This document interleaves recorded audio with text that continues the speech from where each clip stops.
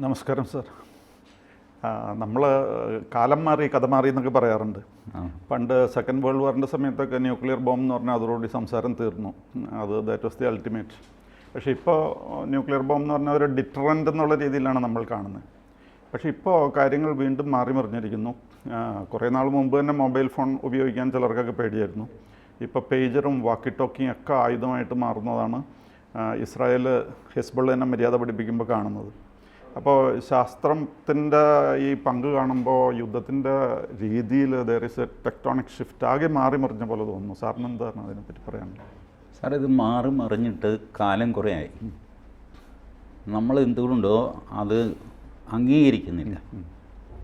V refuse to realise the reality. ഇതാണ് നമ്മളുടെ അവസ്ഥ, പ്രത്യേകിച്ച് ഗവൺമെൻറ് ഓഫ് ഇന്ത്യയുടെ അവസ്ഥ. ഭാരതത്തിലിപ്പോൾ നമ്മൾ കൊമേഴ്ഷ്യൽ ഡൊമസ്റ്റിക് ഇലക്ട്രോണിക് ഗാഡ്ജറ്റ്സ് അതിൽ വമ്പൻ ചൈനയാണ്. മാക്സിമം മാർക്കറ്റ് അവരുടെ കയ്യിലാണ്. സെക്യൂരിറ്റി രംഗത്തേക്ക് പോയാൽ പട്ടാളം, പോലീസ്, ഇൻ്റലിജൻസ് ഇവരൊക്കെ അമേരിക്കൻ സോഫ്റ്റ്വെയർ, അമേരിക്കൻ പ്രോഡക്ട്സാണ് ഉപയോഗിക്കുന്നത്. ഭാരതത്തിൻ്റെ സെക്യൂരിറ്റി ഫോഴ്സസിന് വളരെ പ്രിയപ്പെട്ട ഒരു സോഫ്റ്റ്വെയർ മൈക്രോസോഫ്റ്റാണ്. മൈക്രോസോഫ്റ്റ് എല്ലാവരും കംഫർട്ടബിളാണ്. ശ്രദ്ധിച്ചോ, മൈക്രോസോഫ്റ്റ് ആദ്യം മൈക്രോസോഫ്റ്റ് വിൻഡോസ് ഫ്രീ ആയിട്ടാണ് കൊടുത്തത്. എല്ലാവരുടെയും ഡെസ്ക്ടോപ്പിൽ മൈക്രോസോഫ്റ്റ് അങ്ങ് ഇൻസ്റ്റാൾ ചെയ്തു. പിന്നെ മൈക്രോസോഫ്റ്റ് ഒരു ലൈസൻസ് കൊണ്ടുവന്നു. അതിനൊരു 3000 രൂപ മറ്റേ ഉള്ളൂ. അപ്പോഴും അൺലൈസൻസ്ഡ് വെർഷൻ നമ്മൾ ഇൻസ്റ്റാൾ ചെയ്തുകൊണ്ടിരുന്നു. മൈക്രോസോഫ്റ്റിനേക്കാൾ ബുദ്ധിമാന്മാരാണ് നമ്മൾ എന്നുള്ള മട്ടിൽ കോപ്പി ചെയ്ത സോഫ്റ്റ്വെയർ 3000 രൂപ കൊടുത്ത് സാറ് സോഫ്റ്റ്വെയർ വാങ്ങിച്ചു കഴിഞ്ഞാൽ അതെനിക്ക് കോപ്പി ചെയ്യാം, 110 പേർക്ക് കോപ്പി ചെയ്യാം.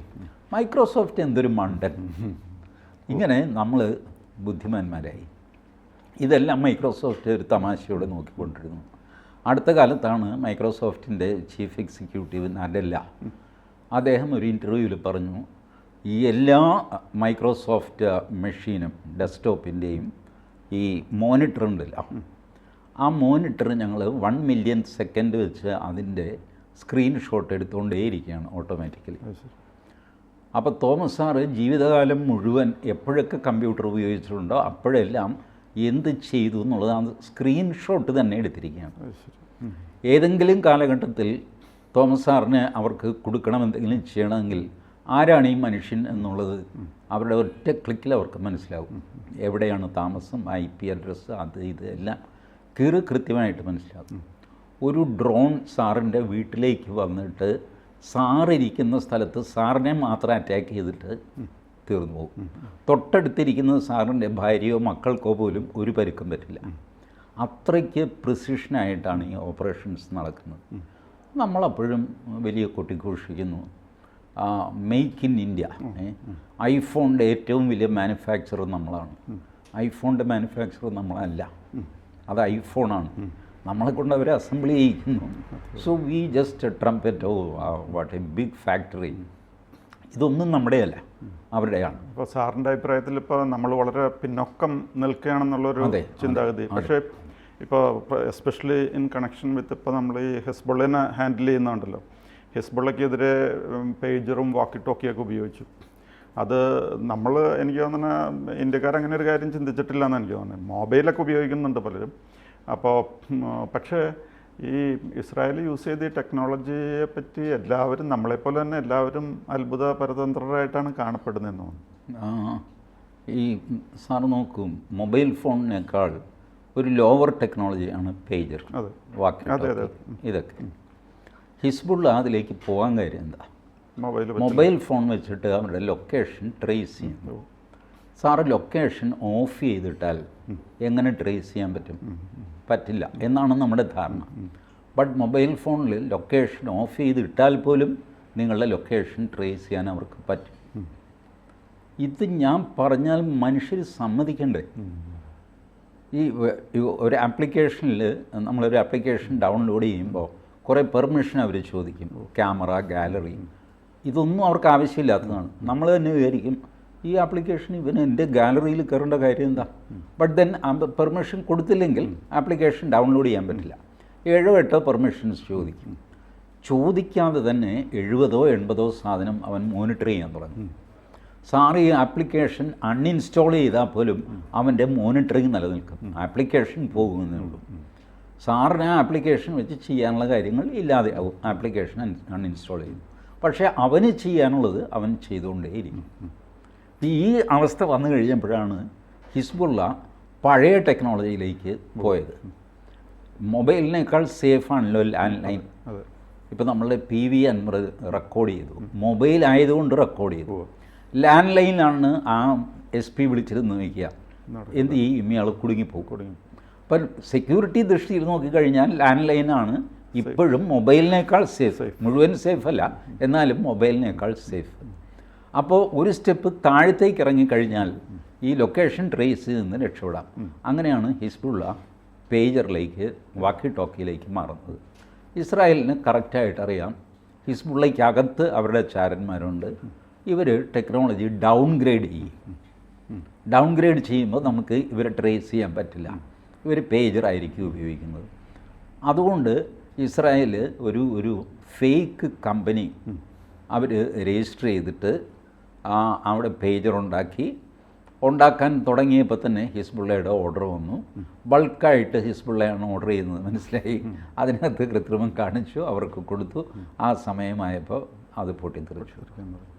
ഇതിൻ്റെ അവർക്ക് ഗുണമുണ്ടായതെന്ന് വെച്ച് കഴിഞ്ഞാൽ, സാധാരണയിൽ ഇപ്പോൾ ഗസയിൽ അവരുടെ ആക്രമണം, ഒരുപാട് സിവിലിയൻസ് കൊല്ലപ്പെടുന്നു. ഒരു ആശുപത്രിയുടെ അടിയിൽ 20 ഹിസ്ബുള്ള ടെററിസ്റ്റുകൾ ഇരിക്കുന്നു. ആശുപത്രി ഇവർ ബോംബ് ചെയ്യുന്നു. ഈ 20 പേരുടെ കൂടെ ഒരു 10-100 സ്ത്രീകൾ, കുട്ടികൾ, ഇവരെല്ലാം മരിച്ചു പോകുന്നു. ഇത് ഒരു വിനാശകാരിയായ അതിഭയങ്കരമായ കൊളാറ്ററൽ ഡാമേജ് ഉണ്ടാക്കുന്ന ഏർപ്പാടാണ്. ബട്ട് ഹിസ്ബുള്ളയെ അവർ ചെയ്തപ്പോൾ കറക്റ്റ് ഹിസ്ബുള്ളയുടെ ഓപ്പറേറ്റേഴ്സ് മാത്രം ടാർഗറ്റഡാണ്.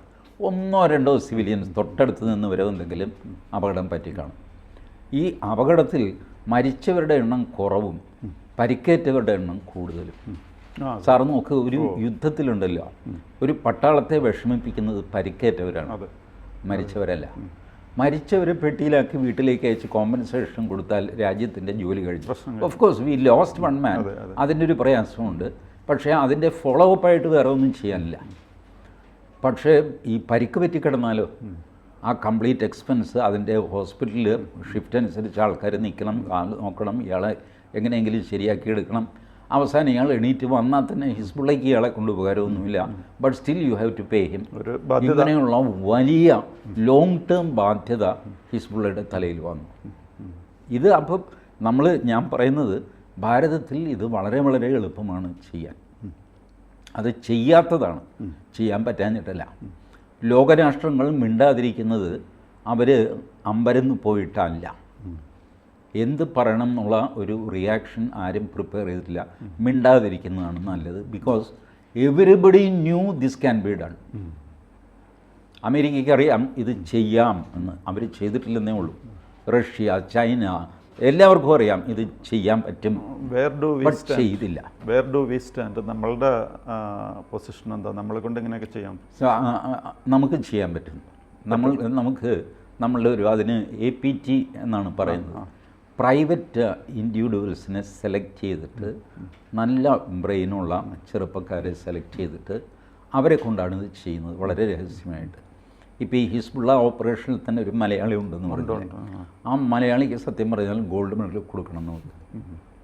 ബിക്കോസ് ഇസ്രായേൽ സ്പോട്ട് ചെയ്ത, അവർക്ക് വിശ്വസിക്കാവുന്ന ടെക്നോളജിക്കൽ കേപ്പബിലിറ്റിയുള്ള അവരുടെ കൂട്ടത്തിൽ ഒരാൾ മലയാളിയാണെന്നുള്ളത് വാസ്തവത്തിൽ അഭിമാനിക്കാൻ വക തരുന്നതാണ്.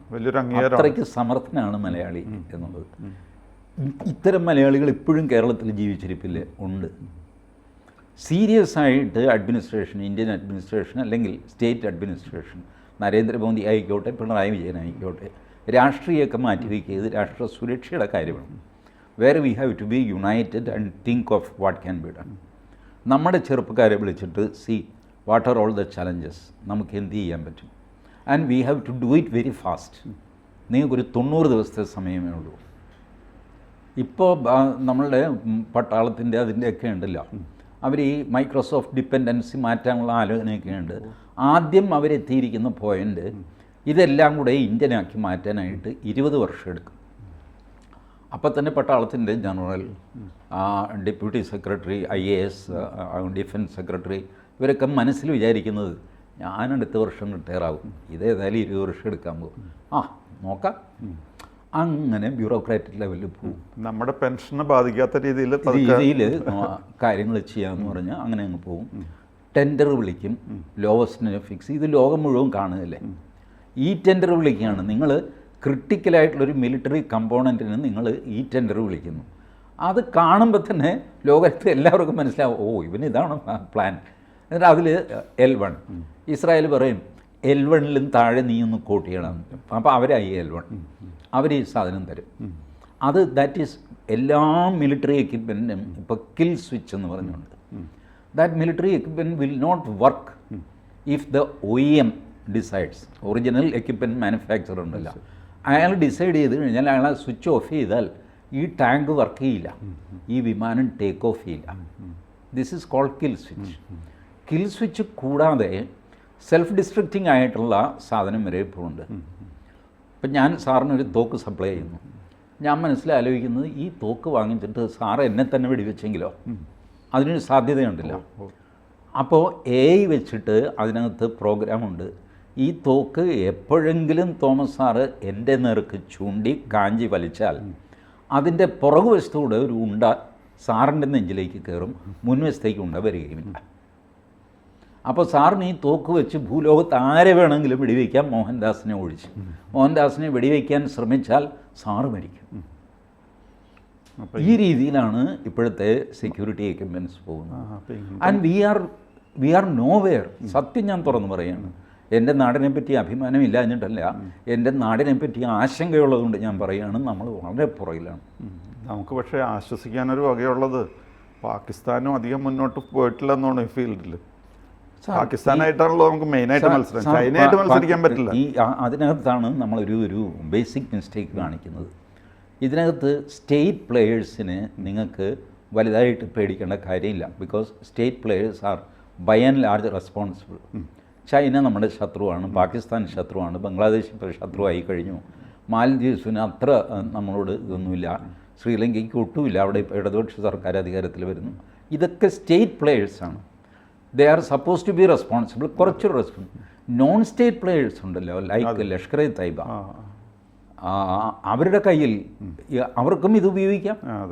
ഇപ്പം ഇവർ ചെയ്ത ഇസ്രായേലുകാർ ചെയ്ത ടെക്നോളജി ഉണ്ടല്ലോ, അതിപ്പോൾ യൂട്യൂബിൽ അവൈലബിൾ ആണ്.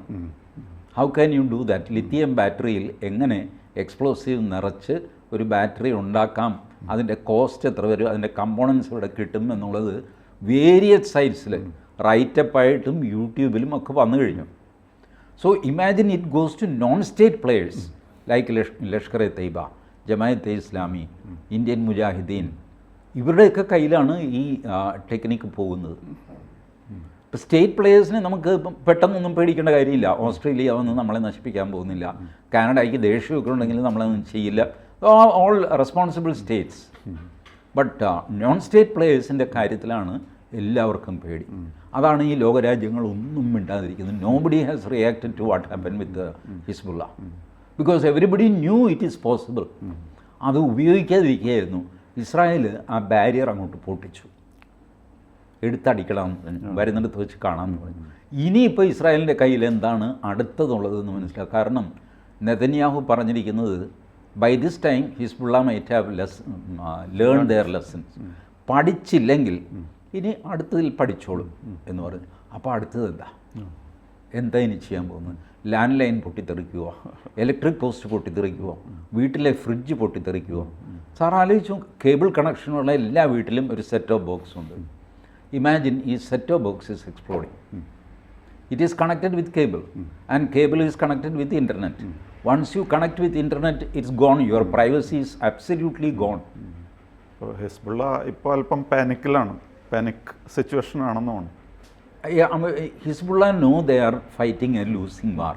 പക്ഷെ അവർ ഈ ഇതിൻ്റെ ഇസ്ലാമിൻ്റെ ഇതിലങ്ങ് മരിച്ചു കഴിഞ്ഞാൽ ജീവിച്ചിരിക്കുന്നത് നല്ലത് മരിച്ചിരിക്കുന്നതാണ് എന്നൊരാൾ തീരുമാനിച്ചാൽ നമുക്ക് എന്ത് ചെയ്യാൻ പറ്റും? They want to die. മരണാനന്തര ജീവിതത്തിലെ ഗ്ലോറി അത് വെച്ചിട്ടാണ് അവർ ഇവിടെ ജീവിക്കുന്നത്. അപ്പോൾ അങ്ങനെയുള്ളവർ നമുക്ക് പെട്ടെന്ന് നിരാശരാക്കാനൊന്നും പറ്റില്ല. കാരണം മരണം അവർക്കൊരു ആഘോഷമാണ്. മരണത്തിന് ശേഷമുള്ള ഗ്ലോറിയസ് ലൈഫാണ് അവരുടെ ലക്ഷ്യം. അപ്പോൾ അതുകൊണ്ട് അവർക്ക് നിരാശയൊന്നും ഉണ്ടാവില്ല. But they will also be force to change their strategy. ഏതായാലും ഇതൊരു ഡേഞ്ചറസ് ലെവലിലേക്ക് വന്നിരിക്കുന്നു. Wherein every domestic instrument can be exploded through remote. അതൊരു വല്ലാത്ത ഡേഞ്ചറാണ്. So we have to be more vigilant. More vigilant ആവുന്നില്ല നമ്മുടെ ആൾക്കാർ. ഇപ്പോൾ സാറ് നോക്ക്, ഏറ്റവും എൻ്റെ അസസ്മെൻറ്റിൽ ഭാരതത്തിൽ ഏറ്റവും ഡേഞ്ചർ ആവാൻ പോകുന്നത് വാട്സാപ്പാണ്.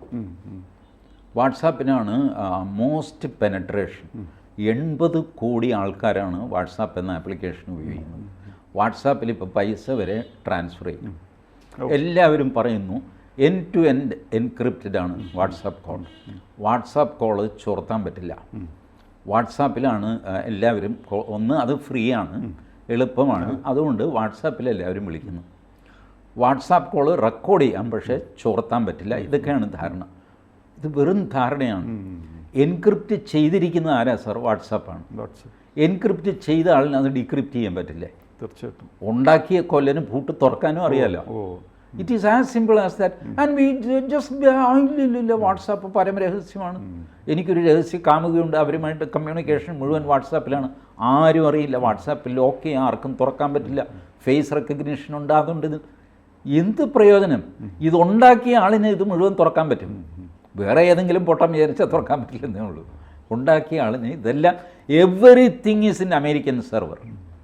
എവറി വാട്സാപ്പ് മെസ്സേജ്, എവറിത്തിങ് ഡിജി ലോക്കറിൽ ഞാൻ ഭദ്രമാക്കി വെച്ചു. എന്ത് തേങ്ങ! DigiLocker is made by Google. ആ ഗൂഗിളിൽ ഇതെല്ലാം തുറന്നു നോക്കരുതോ? ഇത് പറഞ്ഞാൽ ആൾക്കാർ ഈ എന്നെ മണ്ടരെന്ന് വിളിക്കുന്നു. എന്ത് ചെയ്യാനാണ്? വരുന്നത് അനുഭവിക്കരുത്. ഞാനിത് സാർ, പട്ടാളത്തിലെ ഇൻ്റലിജൻസിലുള്ള റിട്ടയർ ചെയ്ത ആൾക്കാർ, major general honey Bakshi, lieutenant colonel Pavithran Rajan, മലയാളിയാണ്. അദ്ദേഹം എത്ര യൂട്യൂബിൽ എത്ര വീഡിയോ, എത്ര ആർട്ടിക്കിൾസ് എവിടെയൊക്കെ എഴുതുന്നു ഈ ഡേഞ്ചറിനെ പറ്റി. പ്രത്യേകിച്ച് ഈ 2 പേര്. റിട്ടയറായ സകല പട്ടാളക്കാരും പറയുന്നു we are under a security threat. It is going to be very costly for us. നമ്മൾ വിചാരിക്കുന്ന പോലെയല്ല. യുദ്ധം തുടങ്ങുന്നതിന് മുമ്പ് നമ്മൾ തോറ്റുപോകും. യുദ്ധം തുടങ്ങാൻ പറ്റില്ല. യുദ്ധം നടത്തിയിട്ട് തോക്കുന്ന സിറ്റുവേഷനില്ല. തുടങ്ങാനേ പറ്റാതെ തോറ്റുപോകും നമ്മൾ. മറ്റുള്ളവർ യുദ്ധം ജയിച്ചിട്ട് പിന്നെ ഗ്രൗണ്ടിലെ യുദ്ധം നടത്തും. യുദ്ധം ഓൾറെഡി അവർ ജയിച്ചു കഴിഞ്ഞു ഓൺ സോഫ്റ്റ്വെയർ സൈഡ്. പിന്നെ ഈ കാണിക്കുന്ന ഒരു നാടകം മാത്രമാണ്. ആളുകളെ പിടിച്ചു കെട്ടുക, തടവിലാക്കുക, പ്രിസണേഴ്സ് ഓഫ് വാർ ആക്കുക. ഇന്ത്യയുടെ അവസ്ഥ വളരെ ദയനീയമാണെന്നാണോ സാർ പറഞ്ഞിരുന്നത്? ദയനീയം എന്ന് ഞാൻ പറയില്ല. Because C there are lot of treaties which we have signed. അതിൻ്റെ ഒരു മാന്യത ഈ സ്റ്റേറ്റ് പ്ലേയേഴ്സ് കാണിക്കും. I am mortally afraid of non-state players, wherein they can do anything to you. ഇപ്പോൾ അമേരിക്കയ്ക്ക് ഇന്ത്യക്കെതിരെ ഒരു നടപടി എടുക്കണമെങ്കിൽ തന്നെ 110 തടസ്സങ്ങളുണ്ട്. അവരുടെ കമ്മിറ്റികൾ, പെൻറ്റഗൺ, വൈറ്റ് ഹൗസ്, അവരിവരൊക്കെ ഇടപെട്ട് അതിന് കുറേ അധികം you have some leeway there സംസാരിക്കാനും പിടിക്കാനും ഒക്കെ. മറ്റേതൊന്നുമില്ല. Non state players can attack you at any time. So I am more worried about non-state players than the state players. State players, at least we know what is the play. Here we don't know anything. We are absolutely blank. അതാണ് പ്രശ്നം. അങ്ങനത്തെ ഒരു അവസ്ഥയിലാണ് ഇപ്പോൾ നമ്മൾ വന്ന് പെട്ടിരിക്കുന്നത് ചുരുക്കത്തിൽ. കൂടുതൽ വാർത്തകളും വിശേഷങ്ങളും നിങ്ങളിലേക്ക് എത്താൻ ABC മലയാളം സബ്സ്ക്രൈബ് ചെയ്യുക, ബെൽ ബട്ടണും അമർത്തുക.